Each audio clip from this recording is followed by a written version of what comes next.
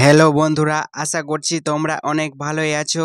আজকে তোমাদের লোকনাথ জিএস সেন্টারে ওয়েলকাম জানাই। আজকে তোমাদের সাথে অঙ্গনওয়াড়ি কর্মী ও সহায়িকার জন্য কিছু গুরুত্বপূর্ণ প্রশ্ন নিয়ে আলোচনা করব।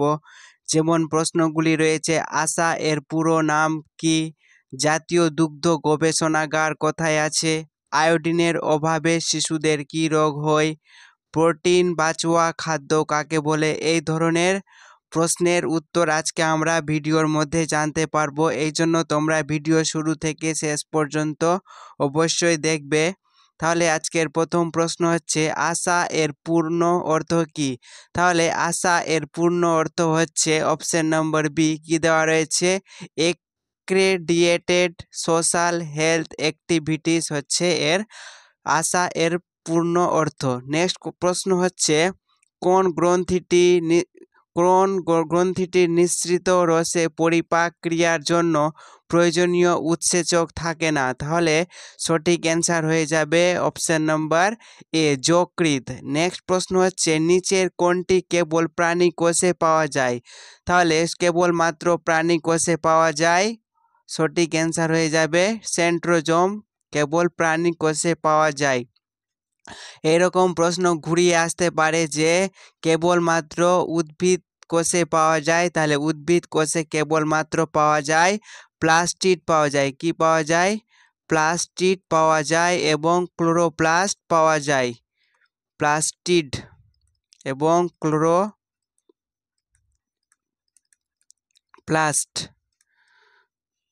নেক্সট প্রশ্ন হচ্ছে, রোধের এসআই একক কি? রোধের এসআই একক হচ্ছে ওহম।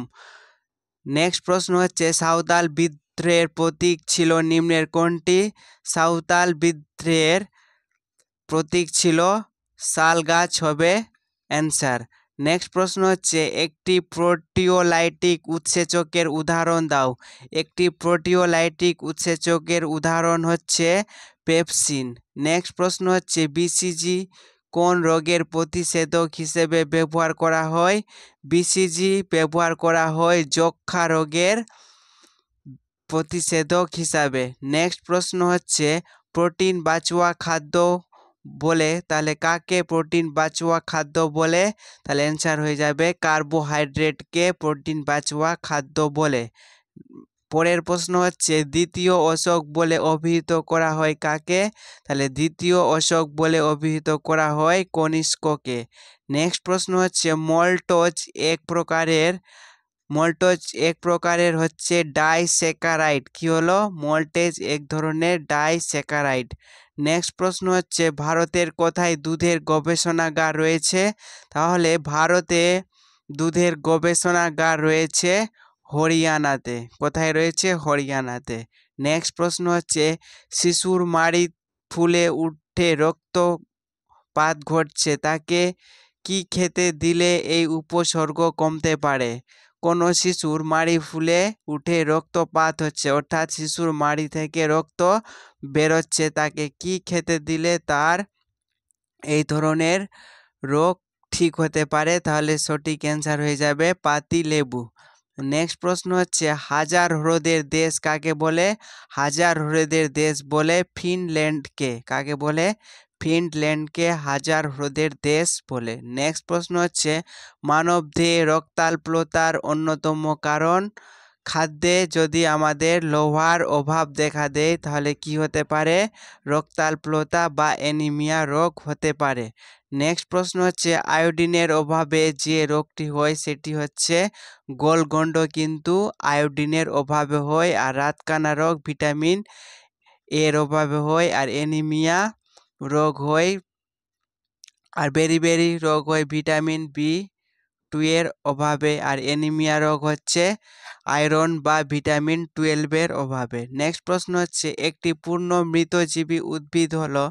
তাহলে একটি পূর্ণ মৃতজীবী উদ্ভিদ হচ্ছে পেনিসিলিয়াম। কি হচ্ছে? পেনিসিলিয়াম। নেক্সট প্রশ্ন হচ্ছে, একজন স্বাভাবিক সুস্থ ও কর্মক্ষম ব্যক্তির দৈনিক গড় শক্তির প্রয়োজন হয় কত?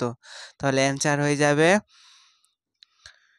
300 কিলোক্যালোরি শক্তির প্রয়োজন হয়। নেক্সট প্রশ্ন হচ্ছে সাহিত্য একাডেমি পুরস্কার কতগুলি ভাষাতে দেওয়া হয়? সাহিত্য একাডেমি পুরস্কার 24টি ভাষায় দেওয়া হয়। নেক্সট প্রশ্ন হচ্ছে মানবদেহের পৌষ্টিক তন্ত্রের কোন অংশ থেকে শর্করা জাতীয় খাদ্য পরিপাকের জন্য প্রয়োজনীয় উৎসেচক খরিত হয় না? তাহলে অ্যান্সার হয়ে যাবে পাকস্থলী থেকে। নেক্সট প্রশ্ন হচ্ছে নিচের কোনটি প্রোটিনের সমৃদ্ধ উৎস নয়? তাহলে অ্যান্সার হয়ে যাবে বাদাম তেলে কিন্তু কোনো রকমের প্রোটিন পাওয়া যায় না। নেক্সট